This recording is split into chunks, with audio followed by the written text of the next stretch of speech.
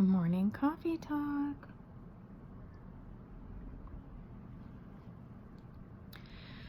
So, I've come to realize that I'm a really emotionally needy person. And because I'm so in tune with my emotions and because I feel things so deeply, they end up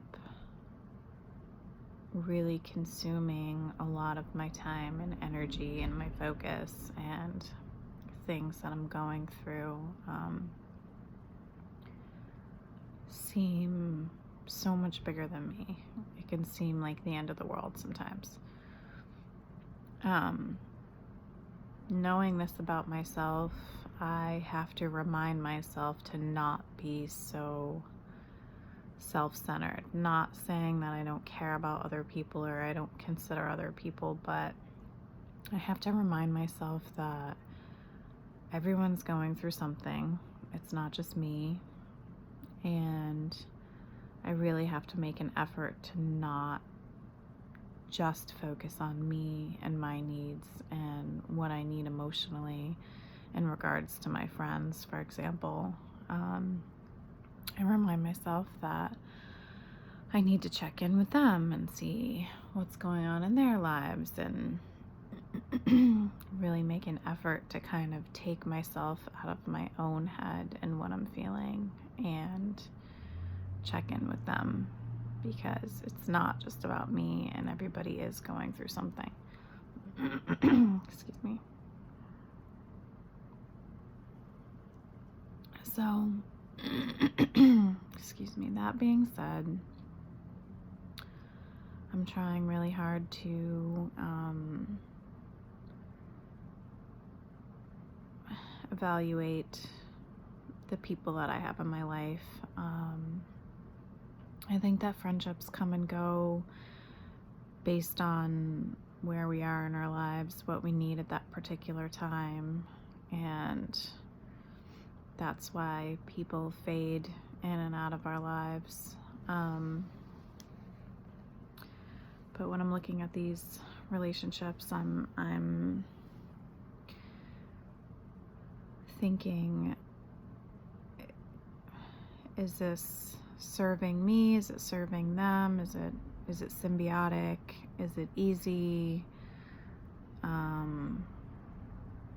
Are we both bringing something to the table? I really want my life to be simple, and I don't want to have any drama or any friendships that just feel hard to me and not easy. My favorite kind of friends are the ones that you could just call up and you could just talk, or you can just hang out with them. You don't have to have any grand plans. You just get together and you go out and do something, or you just get together and you don't do anything, and it's just easy and simple. And I really want that for my life right now, across the board. I just crave simplicity, and sometimes that means that you have to make a smaller inner circle for yourself. Part of all of this reflection too is that whole thing about expectations again.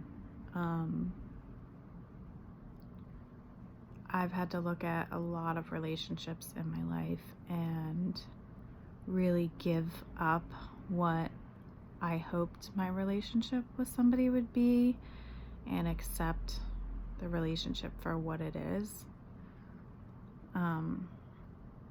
And that also can tie in with loss a little bit. Like, if you have this idea of what your relationship should be with a certain person in your life, and it doesn't work out that way. They can't give you what you're looking for.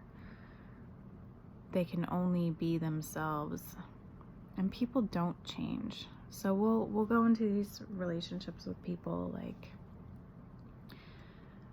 expecting they're going to meet our needs in a certain way, or we'll want certain things from them. And eventually we have to come to the realization that people are who they are, and they can only give us what they're capable of giving us.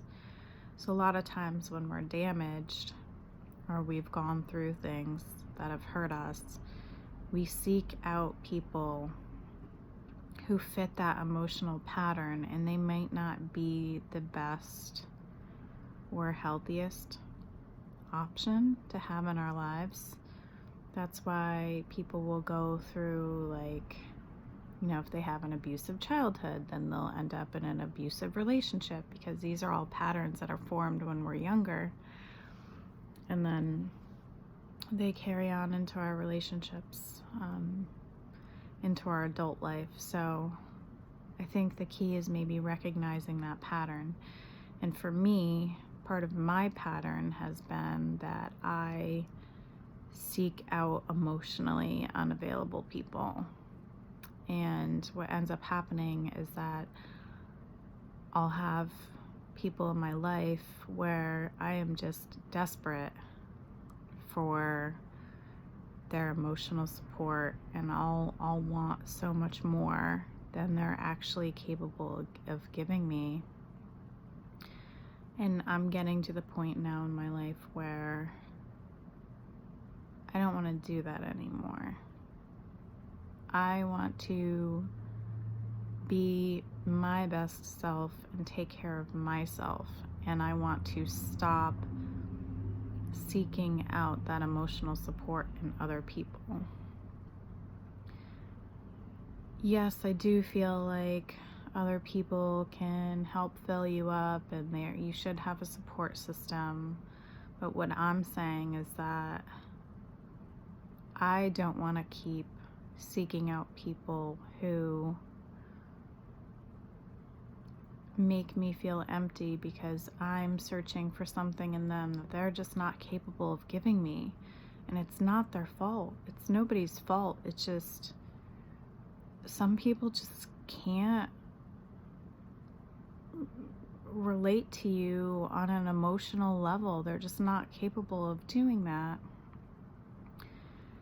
So rather than seeking out those people,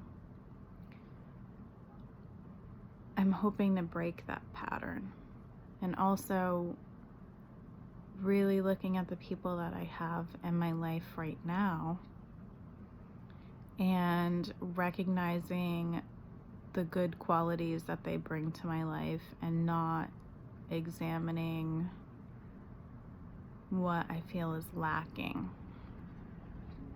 So let me think of an example. So if you have a friend who wants to go out and have a good time, and they don't want to talk about anything serious, if you're left wanting, like, here's my friend and we can't even talk about anything, the point is to not be looking at what that friend isn't giving you, but to look at what that friend is giving you. And you say, like, okay, like, clearly this friend isn't capable of relating to me on an emotional level, and that's okay. But what this friend does bring to me is laughter and a good time, and we enjoy each other's company, and that's what that person is capable of giving to me. So in this whole time of reflection, that's a big focus right now, is how do I fill myself up and not be seeking that out in other people. And the people that I do have in my life, what is it that they're bringing to the table that I can be thankful for, instead of having unrealistic expectations?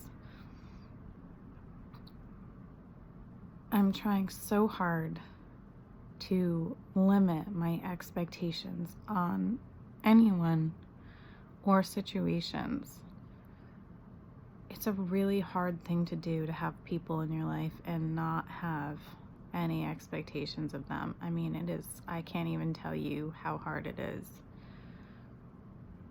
Instead of having those expectations, it's more about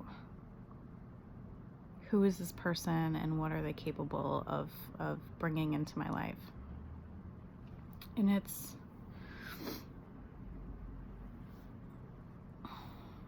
is very hard.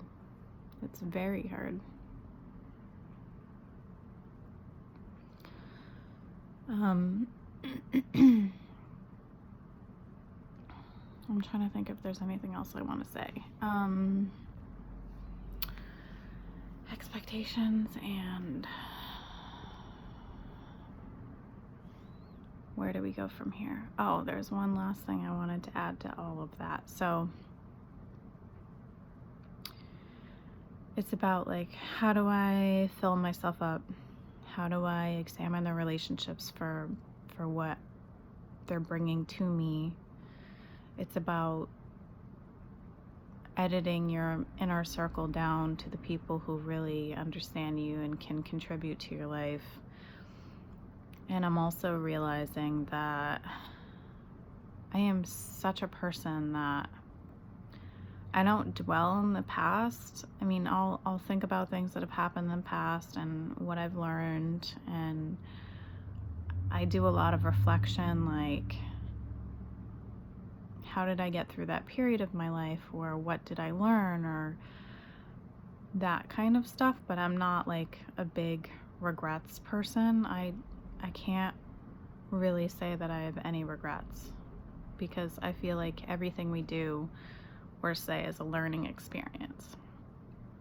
So I'm not one of those people that lives in the past and wishes I had done things differently or any of that. I just don't. The past is over, and I feel like we learn what we learn, and then we move on. However, I am one of those people that is constantly thinking about the future. What does the future hold? What do I need to do to get what I want? What are my hopes and my dreams? What does 5 years look like from now? I just get like obsessed with what will be based off of things that I've learned or what the situation is right now. And I'm really trying hard to break that habit. I mean, we have no way of knowing what the future holds. We could die tomorrow, our house could burn down, we can get into a car accident that paralyzes us, we can win the lottery, we can meet somebody so amazing that our entire lives change. I mean, we don't, none of us have crystal balls. So constantly thinking about what will be and obsessing over it like I do, it's not healthy. It doesn't help me. So part of this process too is like really trying so hard to focus on today. I mean, I'll map out my whole work schedule for the whole month, and I'll put things in there like dates of things that are happening. And I mean, obviously we want to be able to look forward to things, but everything changes. Life is like, it's like water, you know, it's ebbing and flowing and moving, and it gets diverted by rocks and logs, and it's just constantly changing. And there really is no direct route. I mean, we can build a dam to try to direct the water, or we can build up the sides of the pond and hope the water doesn't overflow. But I mean, the water just moves the way that it wants to move, and our lives are like that. I mean, we could plan and build and hope and dream and everything, and we could put stuff in place to make things happen the way that we want them to, but we really have no control over any of that. So I've been telling myself for like a year now to just one day at a time, like focus on what is happening right now, what is happening today. Don't think about next week. Just be here today, be present now. How am I going to live my best day today? How am I going to be the best version of myself today? What choices am I going to make today? And not focus so much on what we think might be. Anyways, so those were my morning thoughts, and I thought I should share. Hopefully I'm helping other people navigate their way through life a little bit from things that I've learned. Have a good day today.